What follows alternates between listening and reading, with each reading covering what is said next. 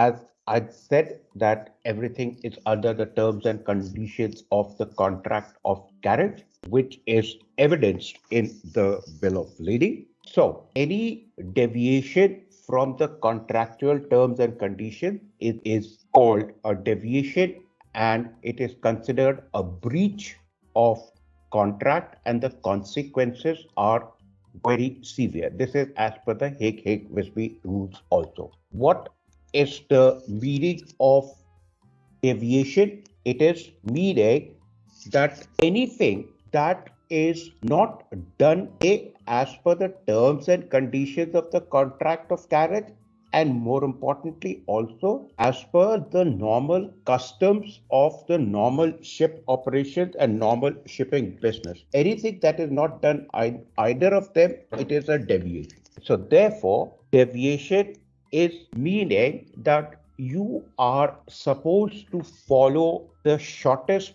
possible route between the load and the discharge port, which is the custom. For example, if you are going to Europe from India, the custom is that you will take the route which includes the Suez Canal. Obviously, there is another route also, that is via the Cape of Good Hope, southern tip of South Africa, and then go up north. That is also an alternative route, but that is not the customary route. That is not commonly followed. So without rhyme or reason, you decide that it will be as per, we decide to go there for whatever reason, it will be treated as a deviation. I'll give you an example. I was at Barber's and car carrier, and because we were going from Europe to Japan for loading, and on the return passage, we used to be about 60% load with BMWs and Mercedes cars for South Korea and Japan. Because had we taken the normal customary route through the Mediterranean Sea, Suez Canal, etc., we would have reached Japan at a certain time where the cars would have been not ready. They were still in the process of being manufactured. Finalization. So the contract of carriage was amended that please, we will pay for the additional fuel. Come via the Cape of Good Hope, take your time, and then reach Japan just in time so that there is no waiting period. So until and unless it can be shown that there is a custom to follow another route and it has been agreed upon. Had the contract of carriage not been amended, it would have been deviation, and on the owners, that is NYK were the owners of the car carrier, it would have been a very big breach of contract by the people who had hired the ship to carry the BMWs and the Mercedes, and they would have taken the NYK to court and claimed for millions of damages, because as we saw in the previous slide, consequences are very serious. So it was agreed upon, it was shown. The circumstances surrounding the passage made it clear that the intention of the parties involved was that some other route should be taken. The general rule is we follow the shortest route. We do it for passage planning, but there are other implications also. So the practical thing is that we should be able to join the dots in all the applicable routes. It can be shown that it was necessary for the ship to leave the contractual route for reasons of safety and welfare. And of course, when is the deviation excused? The three things. Very simple. To save life, property is always of the ship, life, property, and the environment involving the own ship. Two, in responding to a distress call, to save life, property, or the environment involving another ship. And finally, in order to follow the law of the country where the ship is supposed to be calling. What we did in voyage policy, in insurance, and the same thing is applicable here also. Then there are two types of deviation: lawful deviation and an unlawful deviation. The example that I gave, that it was agreed upon among all the parties involved that the ship will go via the southern tip of South Africa, via the Cape of Good Hope, It is a deviation. It is not the normal route that is followed, but because it has been agreed upon among all the, and lawful deviation is never a breach of contract and there are no consequences. Similarly, in responding to the emergency on board the ship to save life, property, or the environment, or in responding to a distress call to save life, property, or the environment involving another ship, all of this is lawful deviation. And when, without any of these emergencies or in consultations with all the parties involved, if there is a deviation, that is called the unlawful deviation. An unlawful deviation is a breach of contract where the consequences are very serious. So, when you are talking about a deviation in your exam, you will be writing this plus what is lawful and unlawful deviation, and under what circumstances the lawful deviation is excused. With regard to the bills of lading, there is always a P&I bunkering clause and deviation. Now, what happens is when this clause is added in the bill of lading, or the contract of carriage, that is P&I bunkering clause. In the bill of lading, there are no clauses. It is there in the contract of carriage. But after all, the ship owner would want to pick up bunkers where it is the cheapest. Now, the cheapest bunkering port may not be on the direct route from load port to the discharge port. So there would be a deviation. Now, the question is, if without agreeing with the parties involved in the contract of carriage, if ship says, well, I have to take bunkers, otherwise I'm going to carry your cargo, that is not a justification for a lawful deviation. It will still be treated as an unlawful deviation, and in order to treat it as a lawful deviation, the P&I club bunkering clause is always added that the ship will be deviating from its passage to a port where the cheapest bunkers are available, and if there is an additional cost on the part of the other parties, it will be mutually agreed upon and taken care of by the carrier, that is the ship owner, and it's a third party additional cost, P&I club, and the involved parties, they will mutually share the cost if at all there is a claim. So that unlawful deviation has such serious consequences that if the ship, because of deviation, reaches late at the discharge port, the buyer of goods may be suffering a loss in the market. After all, he's not going to keep the goods in his home or in a warehouse. He has to immediately get rid of it. So the point is that when we depart, there are so many parties we have to give the ETA to the port. Not only the port, but there are so many entities involved. We send it to the agent in the discharge port because the receivers of the cargo.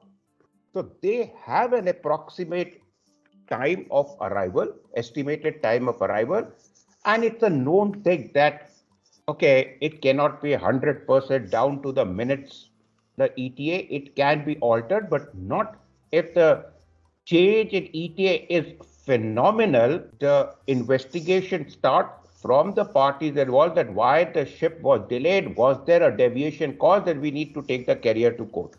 So maintaining the ETA, you would realize that the master is saying that if you are getting less speed or something, that he jumps and he says that, okay, I want more revs, etc.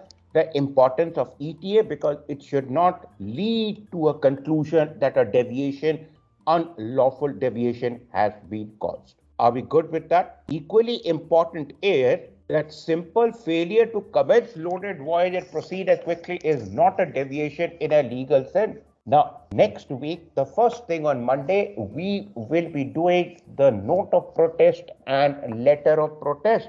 Why it is important that if the agent has told you that, okay, you completed cargo work at 1700 hours, you prepared the ship, the pilot boarding will be at 2000 hours. By 2200 hours, the pilot has not come. We don't just sit around. Master immediately says, call up the port, and why the pilot is not coming? Because delay in pilot boarding by just saying it that we departed late from the port of loading because the pilot was late is not sufficient. It has to be supported by LOP, letter of protest. Then it will not be construed, it will not be concluded as an unlawful deviation and no added cost to the carrier. Are we clear with this? Yes, sir.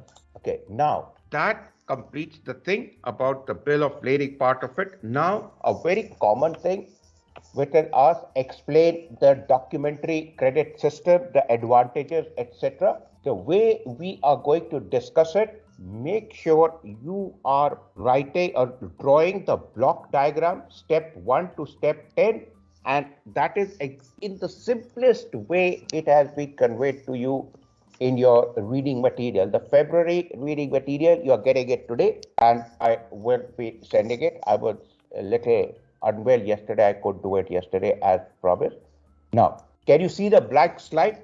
Just focus, understand the first thing. Documentary credit system. Can you see the blank slide? Yes, sir. Okay. Now, in the documentary credit system, there are 4 entities involved. One, the buyer at the discharge port. Then there is the seller at the load port. They may not have seen each other and they may not see each other for life. What is the interest of the buyer? That what contract I have signed to buy the goods from the seller, I must get the goods in my possession at the discharge port with no damage. What is the interest of the seller? That once the buyer has received the goods, I should get my full money. That is the reason that they both, the seller at the load port and the buyer at the discharge port, and this could be 2 different countries under different laws. So what these 2 people they do is they involve a bank. There's another reason for involving a bank, because banks are legal authorized entities. When they are involved in the whole transaction, they charge the fees. Both the buyer and the seller are sure of what they are there into the business for. So the third entity is that in the discharge port country, the buyer chooses a bank of his choice. The seller chooses a bank in his country. On behalf of the buyer and seller respectively, the banks authenticate the selling of goods, transfer of money, etc. Here also it will become clear, which I'll be indicating that why 2 original sets of bill of lading are couriered to the buyer. So let's take step 1. Focus. Now these are the 4 entities which are the 10 steps which will be undergoing, and we are doing the documentary credit system. First, step 1. The sale contract takes place between the buyer and seller. They both sign. I am selling you this consignment of goods with these details. Buyer says, I'm going to buy this and this will be the cost. Number 2. Now, buyer at the discharge port, when he has received the goods, what will be his first thing? To give the money to the seller for the cost of the goods that he has purchased. He may not have it. It can run into millions of dollars depending upon the cost of goods. So the buyer goes to the bank of his choice to apply for a loan. For example, that the moment the goods are going to be received, the ship is going to come in 10 days time or 20 days time. I must have the money ready so that once the goods have been received, the seller gets the money. So like we apply for a business loan or a personal loan, etc. to a bank, that is separate from this whole contract with documentary credit system. The point is, the buyer and his bank, they sign that loan document that you will be getting this money. But no bank gives a business loan without a collateral. So what is the collateral that is kept? Set of original bill of lading, that till the time you have paid the money to me, The buyer paying to the buyer's bank, I am the owner. The bank is the owner of goods. You don't pay me, I will sell the goods in the market and get my money. For example, when we take a loan to buy a flat, the flat papers are with the bank till the time we have not paid the EMIs and completed the thing. They are in possession. If we default, matter goes to court, says the property belongs to the bank. They have the paper, they can sell it. I'm just ended up sucking my thumb. What is the collateral kept by the buyer to the buyer bank? The original set of bill of lading. And यहाँ पे the importance come to order and the name of the bank. That is where the type of bill of lading comes. And here again important thing comes. If the bill of lading is dirty, if it is claused that 5 packages were damaged, no bank will keep that as a collateral and the buyer will never get a single paisa loan to pay the seller. That is why the buyer tells the seller, tells the agent or the ship master at the load port getting down on his feet, Captain, please do not put a clause. Well, you be firm. Your job is to protect the carrier. Letter of indemnity is not sufficient because the buyer of goods can still take the carrier to court. What about your responsibility to ensure that the cargo was loaded in an undamaged condition, which we have already done day before yesterday? Only when it is a clean bill of lading, the buyer's bank will keep one original set of bill of lading as collateral. The second set of original bill of lading the buyer must have in position because वही तो दिखाएगा. Based on that, along with him, the bank's representative will go to the carrier's agent at the discharge port. Yes, he has given us a set of bill of lading. He has taken a loan. We are keeping it as collateral. So you can give the delivery note for him to receive the cargo. Because if the buyer comes with that bill of lading, the carrier's agent says, okay, you are showing me the identity, but the person, the receiver of cargo is the bank. So the bank will say to the agent that, okay, everything is fine. You can hand over the delivery note to this buyer. We have confirmed the identity with him. He is going to receive the cargo on our behalf. Are you with me till here? Yes, sir. Yes. Step, and that's why I've written this is what 1 to 10, this is what stepwise it is there. You write it, and the interesting part of this whole thing is understanding and drawing this, because by just writing 1 to 10, you can just write it, your answer is complete. Step 3, the buyer bank issues a letter of credit to the seller's bank. Now, all this full style details are already exchanged. Now, I'll digress a little bit to make you understand. The documentary credit system rests on this LOC, letter of credit. Now, what is this? Did you hear about that case, that diamond tycoon or merchant, that Nirav Modi, who's absconding and hiding in England or somewhere, I don't know where? You have heard about that case? So, Yes, sir. that guy got caught here in this letter of credit. What is the meaning of letter of credit? Now, what happens is, if suppose I want to, like he wanted to open one diamond retail Swike outlet in Manhattan in New York. He is an Indian citizen with an Indian passport. He goes there, he goes to a bank, he goes, let's say, on a tourist visa, multiple entry visa. I'm opening this, I want to take a loan. The bank will show him the door. Who the hell are you? You're not even an American citizen. So what Nirav Modi does is, he goes to his bank in Bombay and says, I want $10 million in New York to open this. So the bank will say, you give us a collateral, you keep your property as collateral and we'll give you $10 million. So he's supposed to give that collateral to the bank, and Nirav Modi will tell his bank that I'm going to be taking loan from, let's say, Bank of America or Chase Manhattan Bank. Banks in India also have that tie-up with various banks in various countries around the world. What Nirav Modi's bank will do is issue a letter of credit to that bank in New York. We have received the money from him. We have received a collateral. please give him $10 million. It is our responsibility to give you the $10 million. And they have that arrangement. So when Nirav Modi goes to New York, he gets the $10 million based on the letter of credit, and the money is given. The bank in America informs the bank in Bombay of Nirav Modi, we have paid the money. Nirav Modi bank will transfer the $10 million to that bank, transaction complete. They are getting the EMIs from Nirav Modi, the bank in Bombay.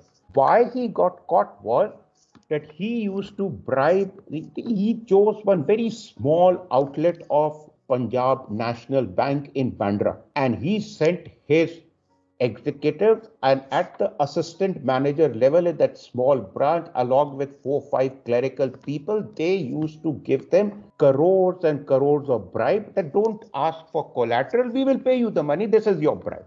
And the letter of credit was issued. This went on for years, maybe 5-7 years. A bribe was reaching there, the assistant manager. Now that guy got transferred. A new assistant manager, an honest guy came. So when Nirav Modi sent his executive to the branch, कि भाई, I want another letter of credit to open somewhere in Malaysia or wherever. That guy said, okay, fine, but what about the collateral? So his executors started looking at each other and sarcastically laughing. Arey bhai, if that guy, assistant manager, was honest, he said, to hell with it. If this has been going, I need to find out. And that opened up the Pandora's box. So many 1,000 crore business was already going on without a collateral. The bank was issuing a letter of credit. So that is where he got caught. So coming back to it, buyer's bank will issue a letter of credit to the seller's bank. Why? Because after all, paisa to seller ke paas pahunch. They issue a letter of credit based on the freight or the cost of that good, which has to be given to seller. Then the seller informs, the seller's bank informed that your money is standing by. The ship has sailed from the load port. It is in transit to the discharge port. Okay, not at this stage. So informs the seller, your money is standby. You can start loading the ship, because the seller is also interested that I'll load the ship, will depart. But if my money is not guaranteed at standby, I may be ending up in the docks. So step 5 is seller loads the cargo on the ship. Shipped bill of lading is issued, which is 2 sets sent to the buyer, which he gives here as collateral. It is confirmed that the goods are on the way. After doing this, loading the ship, the shipper, that is the seller of the goods, he confirms back to the bank as submitting that bill of lading. एक तो उसके पास होती है, confirming that the master and or the agent of the carrier, they have signed in apparent good order or condition a clean bill of lading confirming the goods on the ship have been loaded and the ship has departed to the load port. This information is given by the seller to his bank in the country. The seller's bank informs the buyer's bank in the discharge port country, sends the copy of the bill of lading or whatever the arrangement, even the original, although they already have the original as collateral, so it could be a copy, that the goods have been loaded, ship has departed, and you should be ready to receive the goods. The buyer's bank informs the buyer that you can take your bill of lading and take the delivery of goods. You take the bill of lading, we will come with you because the bill of lading is in our name and you will have to submit your identity. We'll confirm that this is the same identity that he has submitted with us. You, the agent, please hand over the delivery note to the buyer at the discharge port for taking the delivery of the cargo. Once that happens, number 9, there is a lot of disturbance. The step 9 is, that is step 9, buyer's bank tells the seller's bank, release the payment on confirmation of receipt of goods. The buyer, after the ship has been offloaded completely, he will inform the buyer's bank, that I have received the goods in order and the money can be delivered to the seller. So based on the letter of credit, this was step 3. The buyer's bank will transfer, let's say, $10 million to the seller's bank. They will take their additional commission, release payment on receipt of goods. That they will tell the goods are received, you can give the money to your client. Once that is there, step 10, seller's bank releases pay to the seller of goods. This is the documentary credit system. Whenever the bill of lading is addressed to order and name of the bank, you can be 100% sure that documentary credit system is being involved. Have you understood this whole thing? Shall I do it once again? Little recap, sir, for the Okay, whole. excellent. So I will keep it like this so that the whole thing is there. And what you'll see on your note that half a page, step 1 to step 10 is written as it is. So there are 4 entities: the seller, that is the shipper of goods at the load port, buyer of goods at the discharge port, and they all can be in different countries. Buyer wanting to ensure that things are in order, plus I need loan money to pay the seller on receipt of goods. He will choose a bank. Seller wants to be sure that ye rahe ki buyer receives the goods and runs away. How do I contact him? When you are involving the bank who have got an arrangement between themselves on the receipt of goods at the discharge port, my money is guaranteed. So that's the reason he chooses a seller of the bank. The one is the sale contract. This is the amount of cargo. That's why there are 2 arrows. This is the amount of goods, the consignment. This is the payment that you are going to give it to me. Buyer wanting to have money in a form of a loan, he goes to a bank to apply for a loan. What is the collateral? He keeps the clean bill of lading, which is addressed to the bank. On receiving that, this is order. This is step number 3 is the most important thing. The name is documentary credit system. So letter of credit is the most important. It is just a piece of paper. Buyer's bank will send a letter of credit. Okay. When we tell you, you please release the money, $10 million to your client, who's the seller, and this is the contractual arrangement in the form of letter of credit. Seller bank inform the seller, okay, whenever the ships come, you can ship the cargo, you can have the cargo loaded because your money is standing by. You will only get it when we get the instruction from the buyer's bank. That is confirmed by way of the letter of credit. Okay, very happy. The ship comes, the seller, the shipper, he loads the cargo with the shipper of goods. And when buyer is applying for the credit application, that time he will not have the bill of lading. So the letter of credit at this time, they don't send the money to the bank as an advance or something. No, it is waiting that we will confirm your credit loan application once you submit us a clean bill of lading addressed to us, so that we have got control over the cargo till the time you don't pay us the money. On loading the cargo, 2 sets of clean bill of lading to order the bank. They are couriered to the buyer. That's the time his credit application gets completed. When he submits 1 set of bill of lading, for them, they keep it in their lock. Okay. Then number 6, after loading the ship, sending 2 sets here, he confirms with the sellers, with his bank, and because one original has to be there, so they are happy with the copy that, okay, I have loaded the ship. This is the proof. It is a clean bill of lading on face of it in order, good order and condition. Please inform the bank of the seller there in the other country.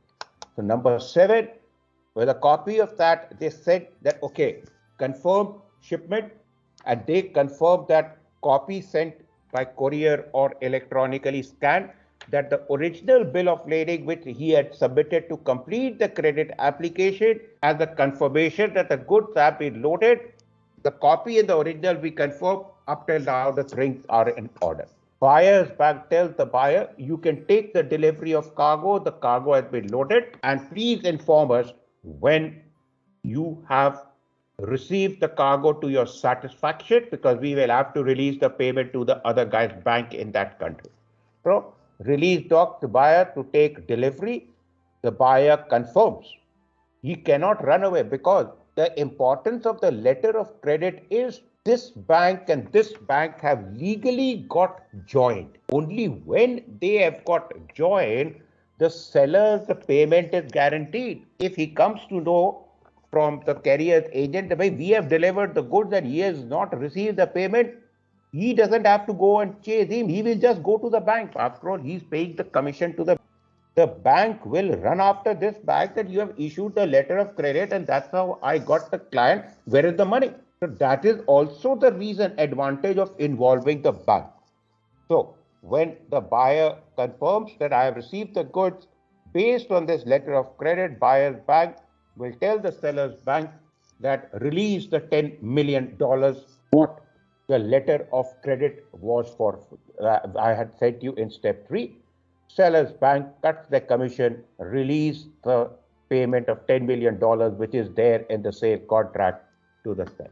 Got it? Yes, sir. This is your documentary credit system. We have got 10 minutes, and today, sometime in the afternoon, before lunch, I'll be able to send it to the February batch, and it is all there. You practice, there are 4 blocks.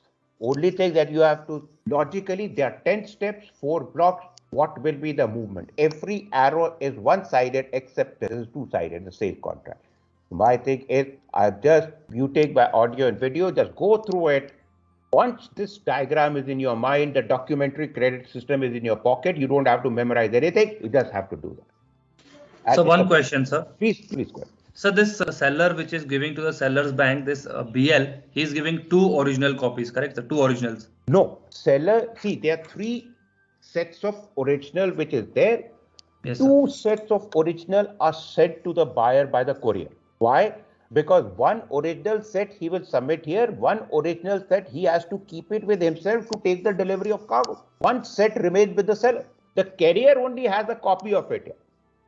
We have a confirmation that we have shared it. So 3 sets, 2 sets here, 1 set here. But the 2 sets that the seller has, he has to give it to his bank. No, when the cargo is loaded, 3 original sets of bill of lading are signed. 3 original sets. Okay. And they are handed over to the seller. Out of those 3 original, 2 original, he sends it to the buyer, 1 original is here. Now, it is an arrangement with the seller's bank that to confirm that the ship has been loaded, that you submit the original bill of lading. That is very rare, but it is a possibility. Original remains with him. He gives a copy to the seller's bank confirming that I have loaded the ship and I have the shipped bill of lading, which is to order the bank. And they keep 1 copy with themselves, take another copy and send it to the buyer's bank, confirming that the ship has been loaded in good order and condition. So, coming to the 3 originals, 2 are here, 1 is here. The 1 original with the buyer, he has to give it to the buyer's bank to get the loan. And only then the buyer's bank will have, that is the collateral here. If instead of the cost of the goods, they say, I will keep my hotel, I am owner of an hotel, I'll keep that as a collateral. I am happy that then both the original BLs will remain with the buyer. What he wants to do with the second original, it's up to him. But the point is, 1 set of original BL, he will have to go along with the buyer's bank representative to the carrier's agent in the discharge port. Yes, the bill of lading is, I've got it addressed to the bank. I had that arrangement with the seller because I'm taking a loan from him. The bank's representative will tell the agent, yes, he's the guy who has taken the loan and he's the actual who's supposed to take the delivery. So please hand over the delivery note to the buyer. He will take the delivery of cargo on our behalf. We will remain the owner of the good because that is the collateral. Okay, sir. Understood, sir. After submitting 1 BL to the buyer bank, the buyer goes through the bank, gives this all document to the agents. Then the agent give to the buyer note. at the delivery note goes Correct. to the agent that is appointed by the buyer at the discharge port. No, then, that is the carrier's agent, ship's agent. Carrier. Okay, thank you.